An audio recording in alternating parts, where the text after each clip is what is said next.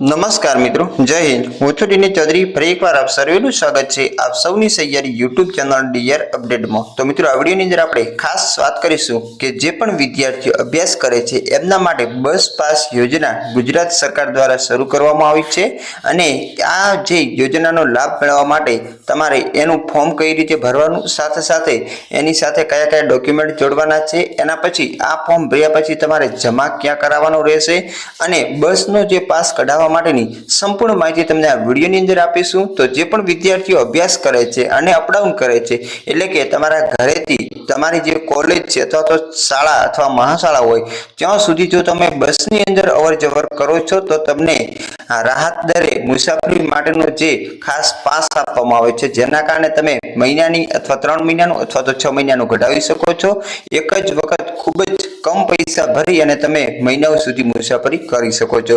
તો એના વિશેની સંપૂર્ણ માહિતી છે તો વિડીયો છેલ્લે સુધી જોતા રહેજો। ચેનલ પર ન હો તો સબસ્ક્રાઇબ કરી બેલ આઇકન પ્રેસ કરી દો। સાથે સાથે આ ફોર્મની પીડીએફ આપણે ટેલિગ્રામ અને વોટ્સએપ ગ્રુપમાં મૂકી દઉં છું, ત્યાંથી તમે મેળવી લઈ અને આની પ્રિન્ટ કઢાવી શકો છો। તો ચાલો વિડીયો શરૂ કરીએ। મિત્રો, ખાસ આ જે ફોર્મ છે આ મિત્રો વિદ્યાર્થીઓને રાહત દરે મુસાફરી કરવા માટે મેળવવાનું અરજીપત્રક છે। ગુજરાત રાજ્ય માર્ગ વાહન વ્યવહાર કોર્પોરેશન જે જીએસઆરટીસી વિભાગનો જે આ ખાસ અગત્યનું ફોર્મ છે, જેની અંદર સૌથી પહેલા ડોક્યુમેન્ટની અંદર તમારે 2 ફોટા લેવાના છે। એક ફોટો આ બાજુ ચોંટાડવાનો છે અને બીજો ફોટો આ બાજુ ચોંટાડવાનો છે। અહીંયા જે તમે ફોટો ચોંટાડો છો એની ઉપર શાળા અથવા તો કોલેજના સહી સિક્કા કરાવવાના અને આ જે ફોટો છે આની ઉપર તમારે કશું કરવાનું નથી। એના પછી જે તમારો ડેપો હોય છે એ વિભાગનું અહીંયા નામ લખી દેવાનું છે। એના પછી તમે નીચે આવશો એટલે તમારે ખાસ અહીંયા જે તારીખ લખવાની છે કે કઈ તારીખથી કઈ તારીખ સુધી તમારે પાસની જે જરૂરિયાત છે। એના પછી અહીંયા વિદ્યાર્થીનું પૂરું નામ લખવાનું, જેની અંદર પ્રથમ અટક લખવાની, એના પછી તમારું નામ, પછી પાછળ પિતાનું નામ, પછી તમારું અહીંયા જે કાયમી તમે રહો છો એનું સરનામું લખવાનું છે, પછી જ્યાં તમે અભ્યાસ કરો છો એનું પૂરું સરનામું લખવાનું છે, એના પછી શાળાનું નામ અને એનું સરનામું લખવાનું છે, એના પછી તમારો ધોરણ, તમારો વર્ગ અને તમારો રોલ નંબર જે હોય તે અહીંયા લખી દેવાનું। એના પછી અહીંયા તમારી જન્મ તારીખ લખવાની અને અહીંયા તમારી ઉંમર કેટલી છે એ લખવાની છે। અહીંયા ખાસ જે તમારું ગામ છે જ્યાંથી તમે અભ્યાસ કરવા માટે જાઓ છો ત્યાં લખવાનું અને અહીંયા જે તમારી શાળા છે એનું જે અભ્યાસ કરવા માટેની જે શાળા હોય અથવા કોલેજ હોય એ લખવાનું। તમારું અહીંયા ગામનું નામ આવશે અને અહીંયા જે સિટી હશે એનું। એના પછી જે એક તરફ જવા માટેનું જે અંદાજિત અંતર હોય 1 કિલોમીટરમાં લખવાનું છે। એના પછી જે અનુસ્નાતક વિદ્યાર્થી હોય, જે દાખલા તરીકે MA હોય અથવા તો અન્ય કોઈ પણ નોકરી હોય અથવા ધંધો હોય અથવા તો કોઈ પગાર અથવા તો સ્ટાઇપેન્ડ અગર શિષ્યવૃત્તિ મેળવતા હોય તો એમની અહીંયા જે વિગતો લખવાની છે, ના હોય તો તમારે ખાલી છોડી દેવાનું છે। પછી જે NCC પરેડ અથવા તો અન્ય કોઈ પણ બીજી મુસાફરી તમારે કરવી પડે તો પહેલાનો જે પાસ છે એનો નંબર અને બીજી મુસાફરીનું અહીંયા તમારે નામ લખી દેવાનું છે। એના પછી અહીંયા જે આ સંપૂર્ણ વિગત છે આ તમારે એક વખત વાંચી લેવાની છે। એના પછી અહીંયા તમારું પૂરું નામ લખી દેવાનું છે। અહીંયા જે વિદ્યાર્થી જે ફોર્મ ભરે છે એની સહી કરી દેવાની, નીચે વાલીની સહી અને એનું પૂરું સરનામું લખી દેવાનું છે અને પાછળના ભાગની અંદર એના થોડાક નિયમો લખવાના છે। નિયમો જે લખેલા જ હશે એ તમારે વાંચી લેવાના।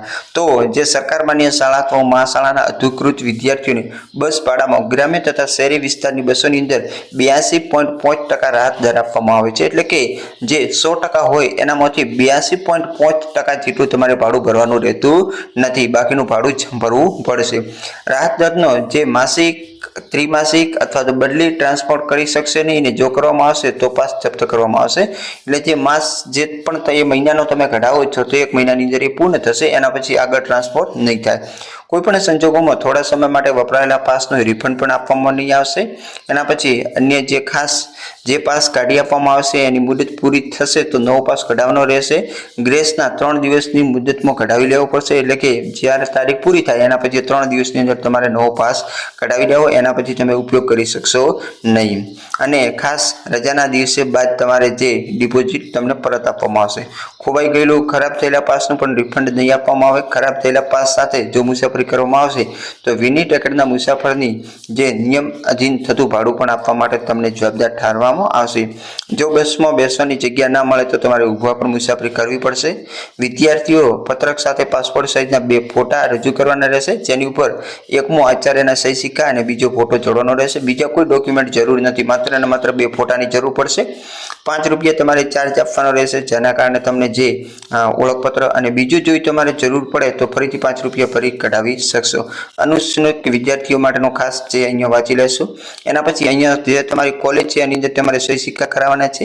સૌથી પહેલા અહીંયા ખાસ તમારું નામ આવશે, નામ પછી ખાલી જગ્યા જે વર્ગની અંદર અભ્યાસ કરો છો, રોલ નંબર, જન્મ તારીખ, ઉંમર, કઈ તારીખથી કઈ તારીખ સુધી જે હાજરી આપવાની છે, એના પછી કઈ તારીખથી કઈ તારીખ સુધી જે સરકાર દ્વારા માન્ય છે, એવી બધી વિગતો ભરી અને નીચે અહીંયા જે તમારી શાળા કે કોલેજ હોય એનો સિક્કો અને અહીંયા એમના આચાર્યની સહી કરાવીને અને આ ફોર્મ જે તે તમારો ડેપો હોય છે, એસટી ડેપો, એમાં જઈ તમારે જમા કરાવવાનું રહેશે અને તમને ત્યાંથી એક પાસ કાઢી આપવામાં આવશે, જેના કારણે તમે મુસાફરી કરી શકશો।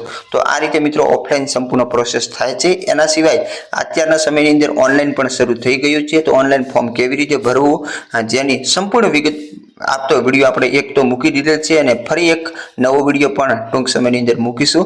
ત્યાં સુધી જય હિન્દ, જય Bharat, thanks for watching and subscribe my YouTube channel